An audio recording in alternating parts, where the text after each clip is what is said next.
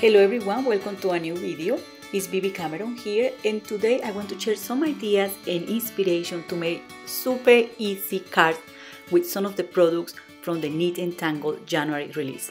It's this one I have in my hands here. There is different images and sentiments for this season, which is love and friendship related, but of course you can make any occasion cards with this. There are 4 new stamp sets in this release with coordinating dies, and you will also get this maze die, which is amazing, and it coordinates with this stamp set full of sentiments to create the most original cards. I'm so glad I found you. I'm lost without you. We always find a way we can get through this. So it's just super cool to use with the maze die or with other images as well. There is also this beautiful stencil, a cover plate die, and beautiful sequins. So that's to show you super quick the products in the release. So now I'm going to stamp the images, and I'm going to use BRISTOL paper and also VersaFine Onyx black ink. This is my favorite paper, and it's also my favorite ink to use with water-based products. I like BRISTOL because it's smooth, it doesn't have any texture, and I also like the way the cards looks when are finished. And there is a couple of things I want to share with you about BRISTOL paper. I have said this in previous videos. The first is that sometimes when you stamp with clear blocks, your images on BRISTOL paper are not going to be so sharp. So it's really great if you can use a stamping platform to stamp the images at least twice. Once you stamp your images twice, the ink tends to stay for longer over the surface of the paper, so it takes longer to dry. You might need to apply heat to heat set the ink, and then you will be able to apply colors. And today I'm going to be using Arteza water-based markers. I'm trying these markers for about 1 month, and I love the vibrancy of the colors, the wide variety of colors in the package, but there is something I really found a little bit frustrating. So I applied the ink like so. You know, I like to apply a little bit of the ink, and then I grab a water brush and I blend that ink all over the image. So this is the water brush, and I'm applying just clear water, and the ink doesn't blend or doesn't move all over the paper as I would expect. So what I did is pressing the barrel of my water brush to get more ink on the tip of the water brush, and this is working a little bit better. So you might need a little bit more of extra water when you work with these water brushes, or at least this is what I have done to make them work for me. So I have here a stick, and I'm applying a little bit of that ink on that paper. Here is the Arteza marker ink, and you see I'm applying water over it and it's not moving anywhere. But look at this. The stick just moves around nicely and easily with the same amount of water. On the other hand, I love the colors, and I cannot lie to you. You will be able to color the most beautiful artwork with these Arteza markers, but you might need extra water and a little bit of extra work as well. I want to show you something here ahead. You can blend the colors. It doesn't matter if they are completely different, but if you are tracing lines like these ones here, you have to be careful when you want to blend them, because you see those lines doesn't go away. If you do the same with the sticks, even if you allow them to dry for a little bit, you will be able to vanish completely those lines or to blend them. Anyway, I managed to make this work for me, applying a little bit more of water, using a little bit more of ink over it, and it's fine. I think the results are nice, the markers work, but I need to use them over other kind of papers and see how they perform on those papers. I think they might do a better work on watercolor paper. I'm really failing at trying them on watercolor paper, but I really like BRISTOL paper, and that's the paper I'm using the most at the moment. So I try to do the same I have been doing for months, but if you see my beavers here are looking kind of funny with the markers, so I blend the ink with a lot of water, and you still see the patches of the ink, which for me is really frustrating. So what I did to fix this was applying a light color, for example yellow or orange, over the whole image, as you are going to see in a moment, and that's the way I managed to get kind of a nice blending there. Now in this moment I'm applying the yellow color, but if you see another thing I just find is they blend absolutely beautiful together. Not that much with water, but if you blend the colors of these or the inks of these markers together, the blendability is just beautiful. Anyway, so this is not a review about the markers, but as I decide to use them, I add colors to these cute images with those markers, and I thought it was a chance also to talk a little bit about that with you. All the images you can see in the screen in this moment have been colored with those markers. And I also like to mix, for example, a blue with a purple, as I'm doing here, and grays to create shadows. It adds a kind of interesting element to the images or the coloring. You can mix any kind of color and to see what kind of new shades of color you get. And I always start by applying the lighter shade of color, and then I apply darker shades of color at the edges of the images and blend everything together towards the center. I always use water to blend the colors or a water brush, and it helps me to move those colors easily and effortless. Another thing I like to do is stamping over the colored image to rescue all those dark lines at the edges. If I cannot use a stamping platform, I will use a microfine tip pen to do that. And once I'm happy with the coloring, I'm going to die cut the images using coordinating dies.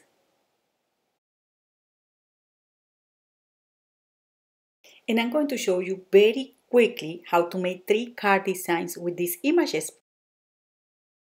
And I'm going to use this nesting hexagons cover plate, and I'm going to die cut 2 panels. I'm also going to use this medium size hard die. This is 3.5 inches hard die, and I'm going to die cut 2 solid cardstock panels. One right in the center and the other one in one of the sides, just like that. And I'm going to overlap these panels like that.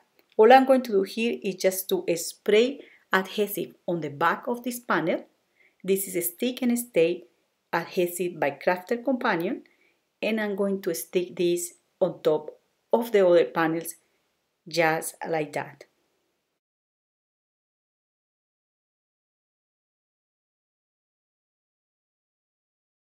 I'm going to trim any excess of cardstock at the edges of that panel, and I'm going to stick behind a contrasting cardstock panel. In this case, I'm going to use a pink or a hot pink color of fuchsia just to make that beautiful cover plate intricate detail pop a little bit more.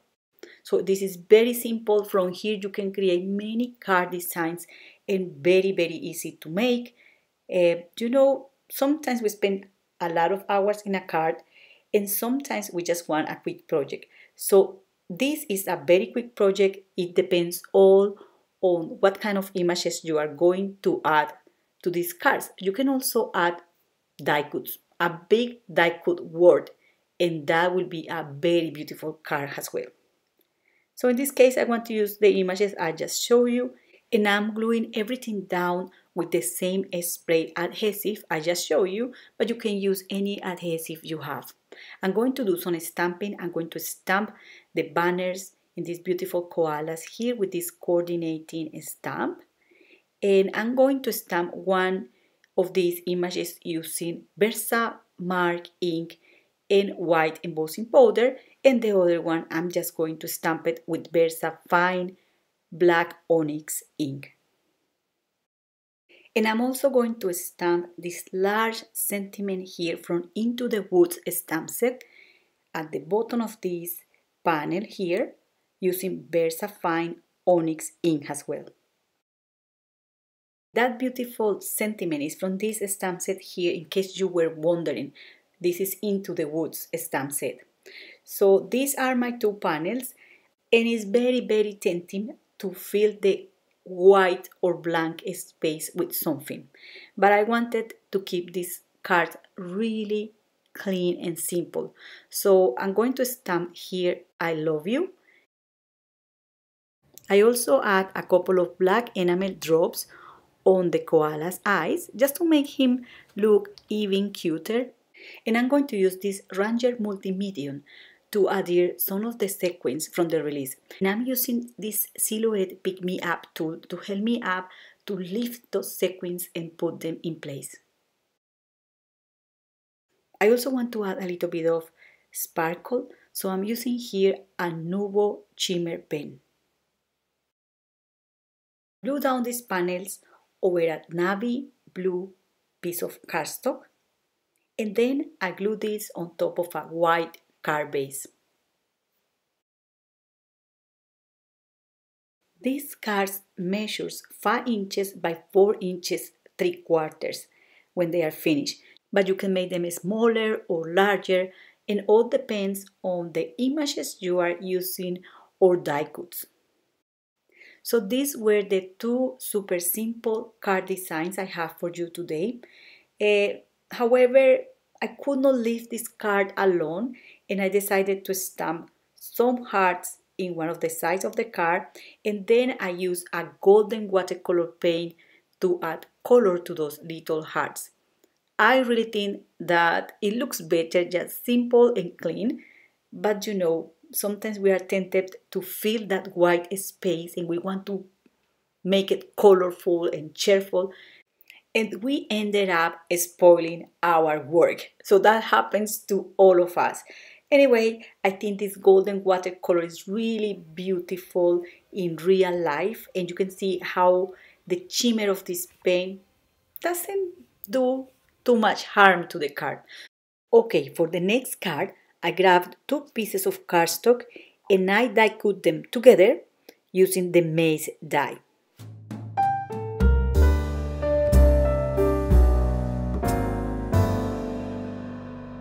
Then I glue these 2 pieces together using sprayed adhesive.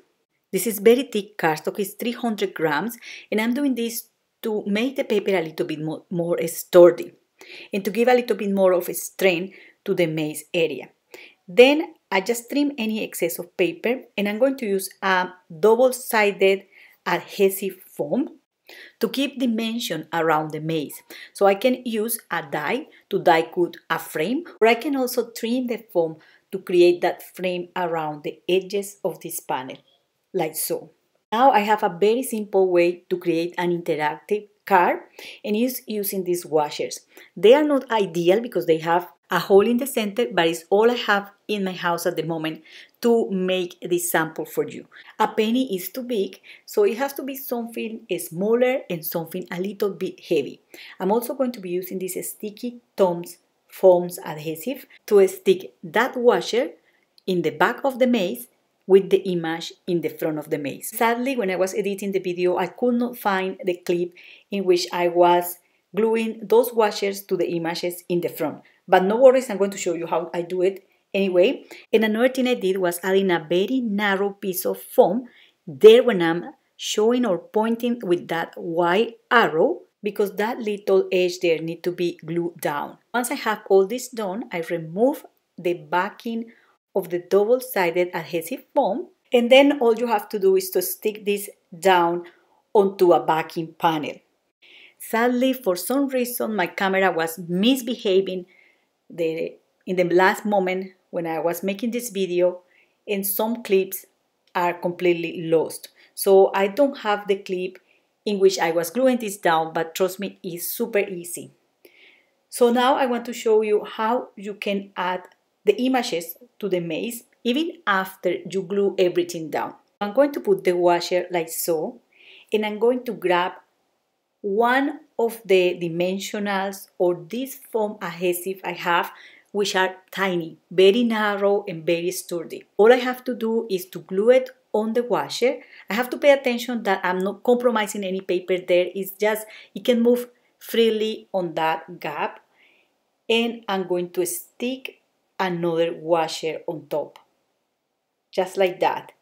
And then I'm going to glue the image on that washer There are several ways to do this, so this is one of them. You can also completely forget the interactivity and just glue your images down, and it will make a lovely card as well. So this is the card finish. I went a little bit silly and I start playing with it and see if it works, if it moves, how I can move this, etc, etc.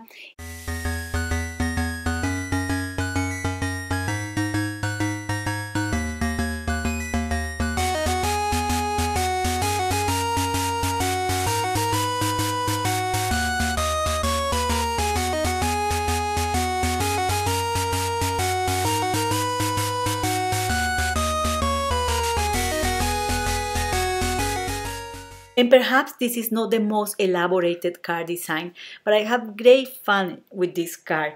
It's just fun, these products, and I think sometimes it's good to share a little bit of joy with others. So I'm going to play some music and I'm going to show you all I was doing here on my table. I normally edit my videos, but I have to tell you I struggle with this video. I don't know, my iMovie stopped working, I miss clips. At the end of the day, I didn't know what to show, what to share. I'm going to share everything. So I also want to show you that you don't need to make any fancy things. You can use the stencils to stencil a background and just stick all the images on top. So I'm spraying here a stick and spray adhesive by Crafter Companion. This is a temporary spray adhesive and it's great to place stencils on paper because it keeps the paper nicely. And look at that image. When I saw that, I said, oh my goodness, I could do another thing, you know. Oh, well, anyway, you can see that background, how beautiful it looks. You can make many different designs with that, but I'm going to stick with this. I'm going to stick my images there and I'm going to stamp a banner. And that's it, that's my card. We always find a way. I should stamp another girl and give this card to my friends in the design teams because we always find a way to do the things. That's all for today. Thank you very much for watching this video. Do not forget to subscribe to this channel and happy crafting. Bye! Oh, and don't forget to visit the blog post. The link is in the video description. Bye!